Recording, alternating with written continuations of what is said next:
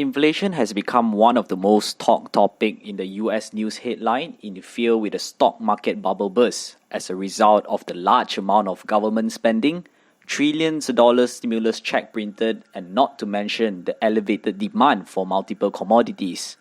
If you recall back in May 2020, the stock market rallied dramatically after crashing for a month. Since then, many industries like gloves, as well as the tech industry, specifically the OSAT and ATE sectors, have risen to a new all-time high, thanks to more new retail investors participating in the market. Fast forward to today, the trend has moved towards the commodity stocks like steel, lumber, sugar, and many more as the demand for those raw materials start to increase. That said, is the rise in inflation healthy for the stock market or is it bad? Before that, we need to know what exactly is inflation. When you go for grocery shopping, did you notice any food that has gone up in price? I asked my mom. She shrugged her shoulder. If we are comparing 5 to 10 years ago, then most certainly, she answered. That's how inflation works. It creepily increases over time without most consumers noticing. Unless you are the type who keep track of every single expenses daily, then you may notice the rise in price. That being said, inflation tells us the shrinking of purchasing power as time goes by due to the increase in price of goods and services. But what causes inflation? Economically speaking, there are two categories. One is called the demand pull inflation, the other is cost push inflation. Demand pull inflation happens when the aggregate demand, AD, is growing faster than the aggregate supply, AS. In the event of cost push inflation, prices are driven by the rising of making and providing the goods and services, basically the production cost, and usually the high cost is passed down to consumers. For instance, when there are shortages of certain materials like steel and lumber, it will cause the prices of construction and renovation to rise significantly and hence making property price to elevate. You will notice countries like the UK, Singapore, and US have been reporting rising in property prices, which is due to the high demand thanks to low interest rate and rising material costs.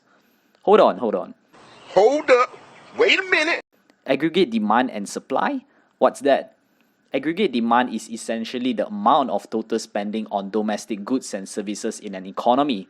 To be more specific, it involves consumer spending on goods and services, private investment and corporate spending on non-final capital goods like factories and equipment, government spending on public goods like infrastructure, as well as the net export of a country. Hence, you would derive a formula of AD equals to C plus I plus G plus NX. As long as there's more spending in the economy, it will bring up the AD, and when the AD is rising, it will drive out price in goods and services. The opposite is true when there's less spending. Meanwhile, the aggregate supply or AS is the total of all goods and services produced by an economy. It is determined by 4 factors of production: labor, capital goods, which are man-made objects like machines and equipment, natural resources, and entrepreneurship. When there's a supply constraint in any of the factors of production in the short run, it may drive up prices of goods and services depending on the level of demand. Ultimately, when AD is growing faster than the AS, it will cause price of goods and services to shoot up, resulting in an increase in inflation rate. Presently, we are facing a bit of both demand pull and cost push inflation. This is justified based on example given earlier. The rise in property prices contributed by increasing demand for properties thanks to the low interest rate, which suggests a high aggregate demand. Plus, the limited supply of natural resources which drive up material costs like lumber and steel, essentially a constraint in the aggregate supply. So you see the pattern? High AD and low AS. So what does this mean to investors and how will it impact the stock market? As we all know, we have not gotten over the COVID-19 pandemic.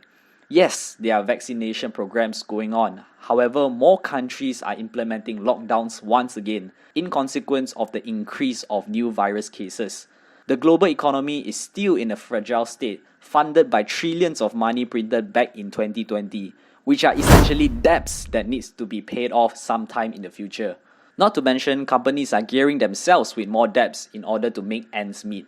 As stated earlier, stock valuation has skyrocketed tremendously in just a span of 1 year, especially in high growth stocks like the technology sector.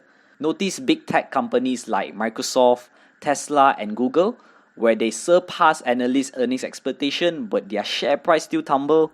That's because investors are fearful of the potential rising interest rate coined by Janet Yellen and are trimming down their positions massively. But what does inflation got to do with interest rate then?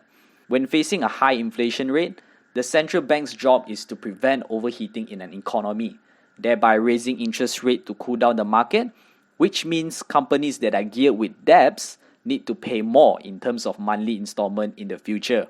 Plus, consumers will be saving more instead of spending, with the less purchasing power, which also means less sales and profit for businesses. Imagine more finance costs to pay, less sales generated, and to make things worse, if the business is still underperforming like the tourism and airline industries. Long story short, we are not ready for a high inflation and interest rate economic environment, just simply because we have not fully recovered from the pandemic. Furthermore, safe haven asset like government bond, which is supposed to be attractive in line with low interest rate, is not getting much attention as investors are anticipating a high inflation rate. Who would invest in bond which yield lower than inflation rate, right? Hence, you will notice the US 10 years treasury yield has been climbing up, suggesting a large outflow from there. With both stock and bonds are not attracting investors, where does all the money go and how are fund managers hedging against inflation? Properties? Possible, but that's too illiquid. My guess would be they are simply holding cash to wait for the right opportunity to enter the market, switching stocks that are inflation resistant, stocking up gold, or maybe even buying put options in anticipation of a market downfall. This is not a financial advice, by the way. This is just a hunch. If you know the movie The Big Shorts, the former fund manager Michael Burry, who made billions in shorting the global financial crisis in 2008, yes, once again, he is warning a potential stock market crash. As retail investors, what should we do? Should we sell all our position and wait for the crash to happen? If that's the case, you will either be labeled as a genius or a fool. In reality, it is impossible to predict a crash accurately. If you know when a crash will happen, you will never find out how much and how long will the crash last. Instead of predicting a market crash, why not re-evaluate your portfolio, allocate some cash on the side, and trim down some stocks to a position size that you are comfortable with. At least when a crash does happen, you are ready for it and shop whichever stocks you are eyeing for. Here's a tip.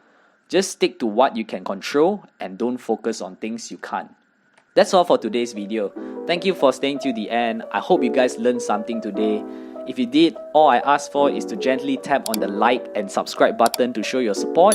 If you are non-subscriber to the channel, I post new videos every week, so make sure you are subscribed to get notified.